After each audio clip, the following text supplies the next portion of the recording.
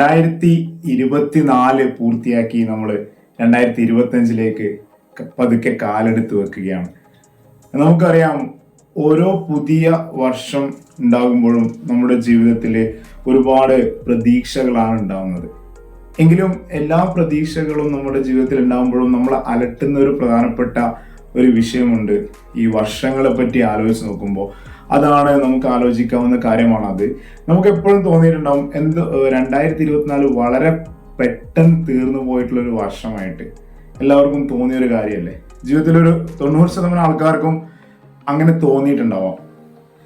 വളരെ പെട്ടെന്ന് ഒരു വർഷം തുടങ്ങുന്നു, നമ്മളൊന്ന് കണ്ണടച്ച് തുറക്കുമ്പോഴേക്ക് തന്നെ വീണ്ടും ഒരു വർഷം തീരുന്നു, അടുത്ത പുതിയൊരു വർഷത്തിലേക്ക് കടക്കുന്നു. എന്തുകൊണ്ടാണ് അങ്ങനെ സംഭവിക്കുന്നത്? പണ്ടൊന്നും അങ്ങനെ ആയിരുന്നില്ലല്ലോ. പണ്ട് നമുക്ക് കുറെ കാര്യങ്ങൾക്ക് സമയം കിട്ടിയിരുന്നു. ഇപ്പൊ നമുക്ക് ഒന്നിനും സമയം കിട്ടുന്നില്ല. ഓരോ വർഷവും ഇങ്ങനെ വളരെ പെട്ടെന്ന് പറന്ന് അല്ലെങ്കിൽ ഒഴുകി തീർന്നു പോകുന്നതായിട്ട് നമുക്ക് തോന്നിയിട്ടുണ്ടാവും. ശരിക്കും അങ്ങനെ ഒരു കാര്യം നടക്കുന്നുണ്ടോ? 2024 വളരെ വേഗത്തിൽ തീർന്നു പോയൊരു വർഷമാണോ, അല്ല നമുക്കത് തോന്നിയത് മാത്രമാണോ എന്നുള്ളതാണ് ഇന്നത്തെ ഒരു വീഡിയോയിൽ പരിശോധിക്കാൻ വേണ്ടിയിട്ട് ശ്രമിക്കുന്നത്. പല ആൾക്കാരും പറഞ്ഞത് കേട്ടിട്ടുണ്ട്. നമ്മൾ വളരെ പെട്ടെന്നാണ് 2024 അയ്യോ തുടങ്ങി തീർന്നു, എത്ര പെട്ടെന്നാണ്, കഴിഞ്ഞ ആഴ്ച അല്ലെങ്കിൽ കഴിഞ്ഞ മാസമാണ് ന്യൂ ഇയർ ആഘോഷിച്ചതുപോലെ തോന്നുന്നു, വീണ്ടും പുതിയൊരു ന്യൂ ഇയറിലേക്ക് കടക്കുന്നു എന്നുള്ള കാര്യം. എന്തുകൊണ്ടാണ് ആക്ച്വലി അങ്ങനെ സംഭവിക്കുന്നത്?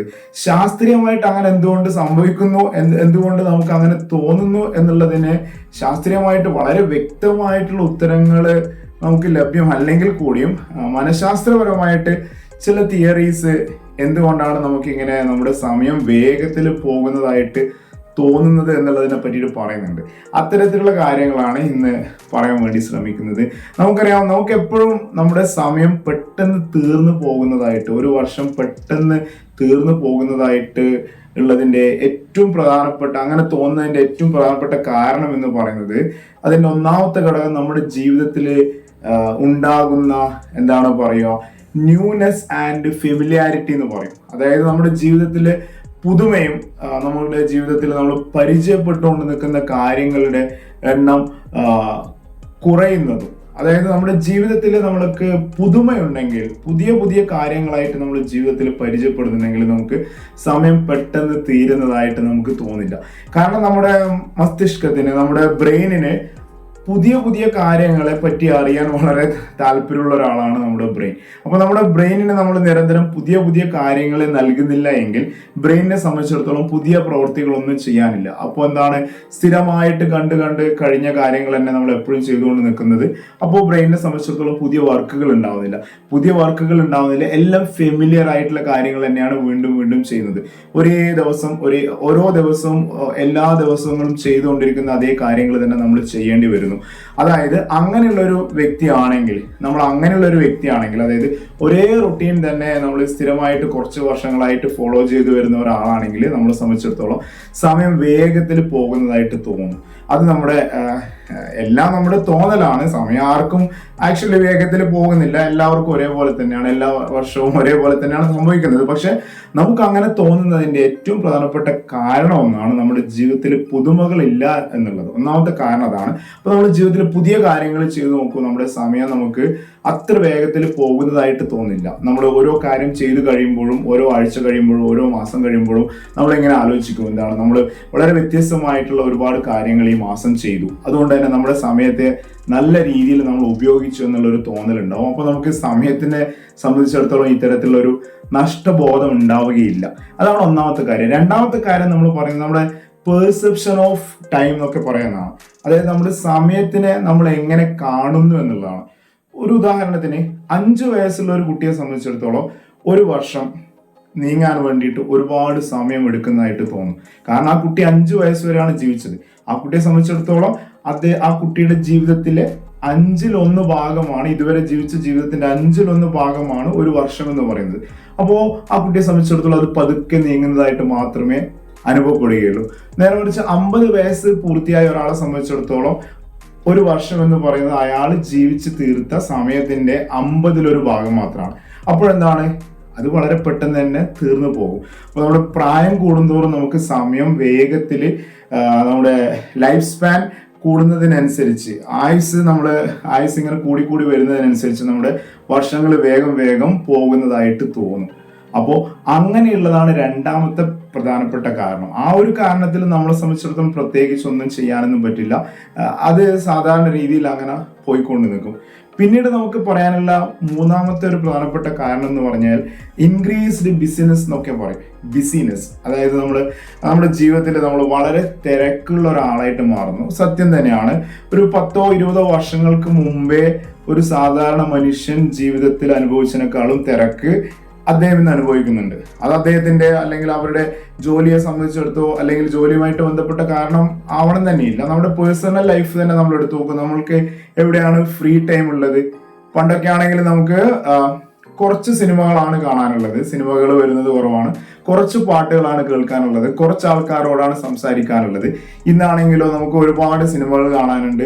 നമ്മളുടെ ഒരുപാട് യാത്ര ചെയ്യുന്ന ആൾക്കാരായി മാറിയിട്ടുണ്ട്. വാഹന സൗകര്യം കൂടിയത് കൊണ്ട് തന്നെ സ്വകാര്യ വാഹനങ്ങളുടെ എണ്ണമൊക്കെ കൂടുന്നതുകൊണ്ട് നമ്മൾ ഒരുപാട് യാത്ര ചെയ്യുന്നു. അതിന് നമുക്ക് സമയമാണ് വേണ്ടത്. നമ്മൾ ഒരു ദിവസം കൂടുതൽ സമയം മൊബൈൽ ഫോണിൽ ചെലവഴിക്കുന്നു. പണ്ട് മൊബൈൽ ഫോൺ ഇല്ലാതിരിക്കുന്ന സമയത്ത് നമുക്ക് ആ സമയം ബാക്കിയായിരുന്നു. ഇന്ന് നമുക്ക് ആ സമയം ഉപയോഗിക്കാൻ വേണ്ടി പറ്റുന്നില്ല. അപ്പോൾ ഇന്ന് നമ്മൾ ഒരു തിരക്ക് പിടിച്ച ജീവിതമാണ് നയിക്കുന്നതെങ്കിൽ നമുക്കറിയാം നമ്മുടെ സമയം പെട്ടെന്ന് തന്നെ തീരുന്നതായിട്ട് തോന്നും. നമ്മുടെ ഷെഡ്യൂള് കുറച്ച് ഒരു ഹെക്റ്റിക് ആയിട്ടുള്ള ഒരു ലൈഫ് സ്റ്റൈലുള്ള ഒരാൾക്ക് സമയം പെട്ടെന്ന് തന്നെ തീർന്നു പോകുന്നതായിട്ട് നമുക്ക് തോന്നാം. പിന്നീടുള്ള ഒരു നാലാമത്തെ കാരണം എന്ന് പറയുന്നത് നമ്മുടെ decreased attention to the present moment എന്നുള്ളതാണ്.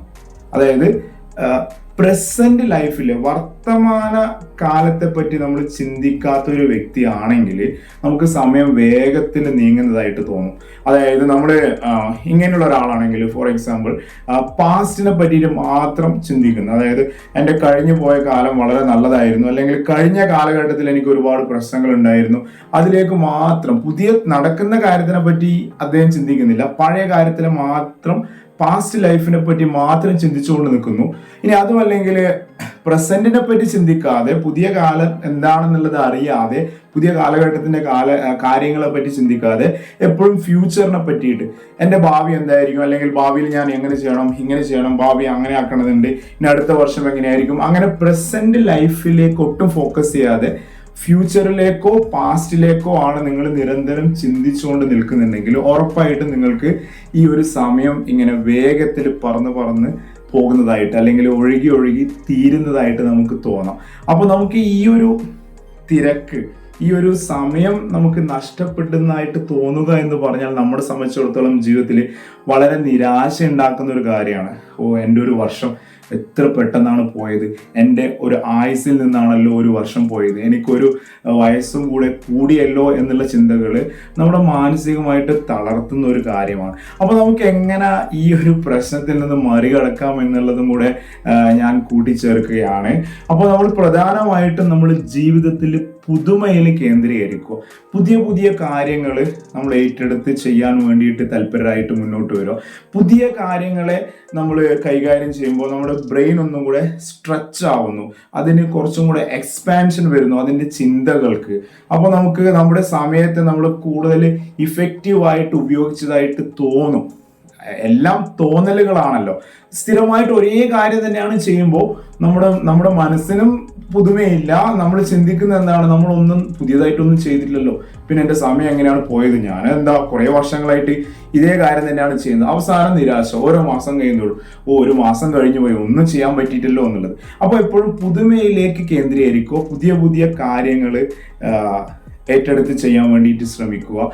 പുതിയ സ്ഥലങ്ങൾ സന്ദർശിക്കാൻ വേണ്ടിയിട്ട് ശ്രമിക്കുക. പുതിയ അനുഭവങ്ങൾ, പുതിയ ചലഞ്ചുകൾ ഏറ്റെടുക്കുക. പുതിയ കാര്യങ്ങൾ പഠിച്ചെടുക്കുക. പുതിയ കഴിവുകൾ നേടിയെടുക്കുക എന്നുള്ളതാണ്.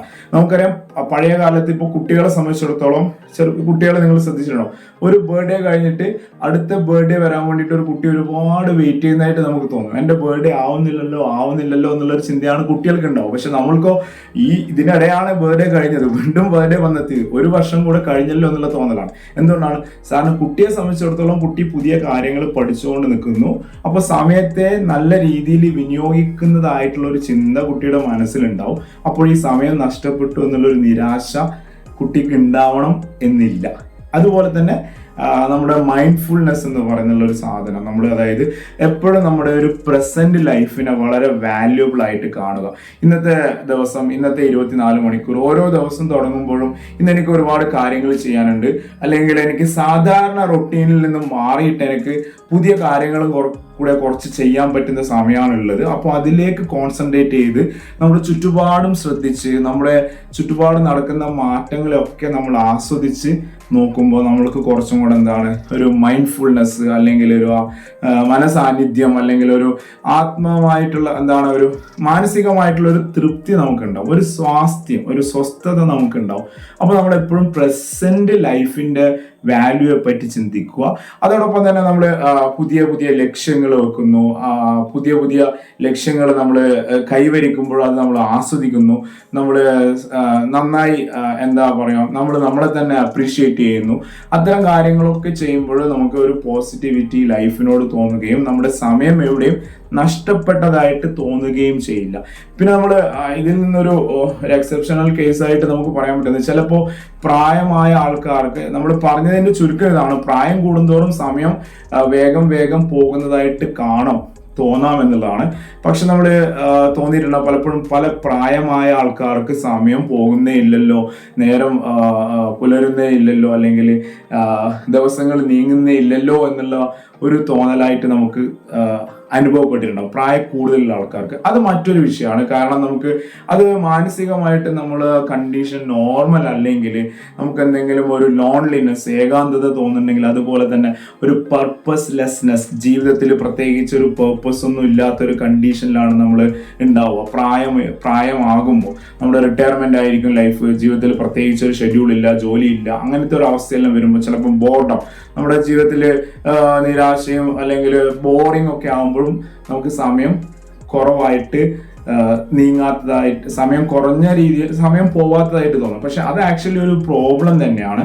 അത് അവർക്കൊന്നും ചെയ്യാനില്ലാത്തതുകൊണ്ട് തോന്നുന്നതാണ്. പക്ഷെ നമ്മളെ സംബന്ധിച്ചിടത്തോളം വർക്ക് ചെയ്യുന്ന ഒരാൾക്ക്, ഒരു യങ്ങർ ജനറേഷന് അല്ലെങ്കിൽ ചെറുപ്പക്കാർക്കൊക്കെ സമയം വേഗത്തിൽ പോകുന്നതായിട്ട് തോന്നുന്നതിന്റെ കാരണങ്ങളാണ് ഞാനിവിടെ പറഞ്ഞത്. അപ്പോൾ 2024 നമുക്ക് വളരെ വേഗത്തിൽ തീർന്ന ഒരു വർഷമാണെങ്കിൽ കൂടിയും 2025 ഡിസംബർ 31 ആകുമ്പോഴേക്ക് അയ്യോ എത്ര പെട്ടെന്നാണ് ഈ ഒരു വർഷം കഴിഞ്ഞു പോയത് എന്നുള്ളൊരു തോന്നൽ ഉണ്ടാവാത്ത രീതിയിൽ നമ്മുടെ കാര്യങ്ങൾ നമുക്ക് പ്ലാൻ ചെയ്യാനും പുതിയ പുതിയ കാര്യങ്ങൾ ചെയ്തെടുക്കാനും അതുപോലെ തന്നെ വ്യത്യസ്തമായ കാര്യങ്ങളിലേക്ക് പോകാനും പറ്റട്ടെ എന്ന് മാത്രം പറഞ്ഞുകൊണ്ട് നല്ലൊരു വർഷം ആശംസിക്കുകയാണ്. Happy new year. Thank you.